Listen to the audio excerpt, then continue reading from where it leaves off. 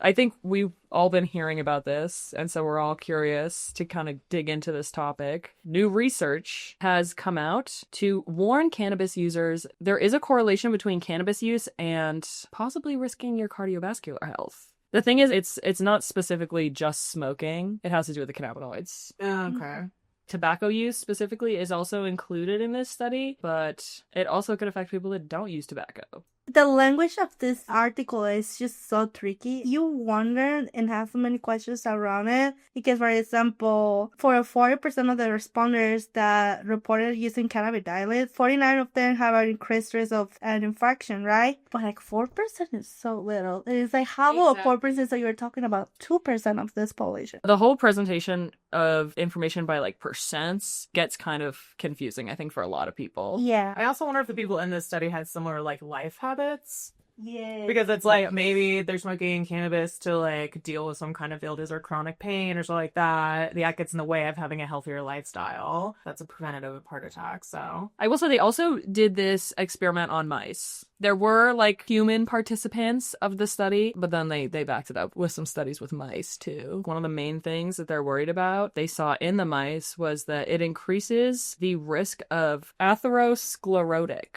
I think that's how you say it, plaques, which is an abnormal accumulation of materials in the inner layer of the arterial wall. Basically similar to cholesterol. So the study that I found was different than the study that you found. Okay. Because there was one that came out in JACC. In the middle of March, this paper was published that analyzed the data from over 4 million people aged 50 or younger, normal blood pressure, normal cholesterol levels, and no diabetes or tobacco use. And 2% of those people were cannabis users, but that 2% had nearly a 15-fold higher prevalence of depressive episodes and obesity. Increased risk of MI. Okay, so like for what you were saying, a small percentage of people in the study used cannabis. Mm-hmm. And a large percent of those people had these risks. But like, as we know, like using cannabis, we usually use it as a way to like self-medicate.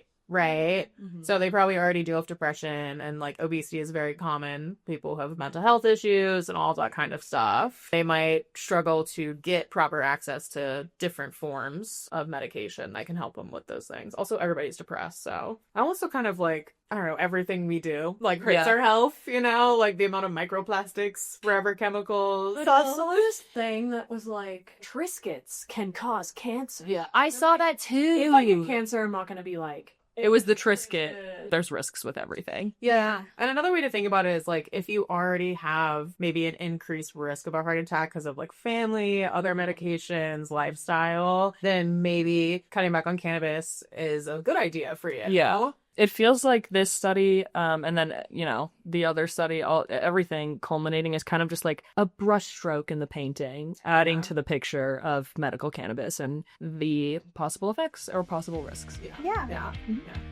There is a Minnesota judge that recently ruled to prosecute a native White Earth man. That's his tribe, White Earth. Okay. And it seems like he was selling it to other people. So yeah, he was on a reservation selling it, I believe, through his store. Tobacco store? Yes, his tobacco store. It became rec in 2023. I mean, this is where it gets into a debate whether or not the state should have the jurisdiction to even come in with the law on reservation land. The state police were working with the reservation police on this one. I just say that the White Earth Tribal Council voted just days before the state cannabis law took effect to legalize adult use cannabis and to sell it from a tribal-run dispensary. He's operating where it's legal in the state and it's legal on the reservation to a degree, so it's kind of like... Yeah. Feels like... It does feel like he's being unfairly persecuted for this. But the state does not agree, and they are standing very firm on that. They do want to press felony charges. Under Public Law 280, Minnesota has the power to persecute tribal members on certain reservations, including White Earths, for criminal acts but not civil or regulatory violations of state law. I'm very curious about how this is going to go down in court, honestly. Yeah, because after cannabis was legalized in Minnesota, possessing and selling the drug became a regulatory matter, not a criminal one. But the judge,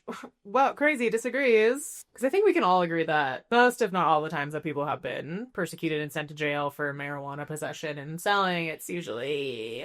Certain people are definitely disproportionately affected affected by the war on drugs. And this seems like a classic case of this. I guess they have like a legal technicality that they can get him on. But like you said, it became a regulatory matter, not a state legal matter. So I don't really know how they would get away with that in court. Yeah. There's a great quote from him in the article, too. He says, exercising my rights should not be controversial or complicated. But once again, the state has failed to respect our sovereignty, our constitution, our own rule of law that has existed since long before the state of Minnesota even existed. The state should just step away for a minute and let the tribe to deal with their own problems like they always do, because that's something that is in every single state.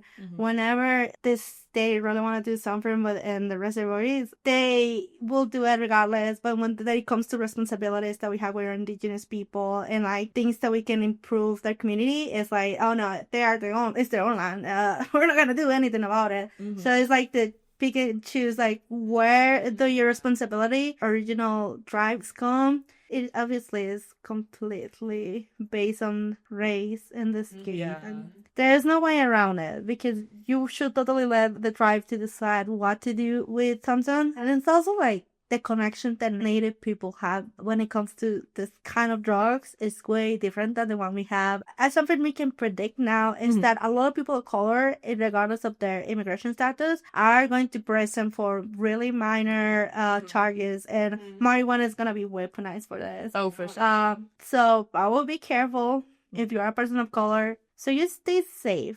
If you're wondering if medical cannabis could be right for you, Veriheal.com can link you with a physician in your area who can answer all of your questions and certify you for medical cannabis in your state. To book an appointment, visit Veriheal.com. That's Veriheal.com. See you there.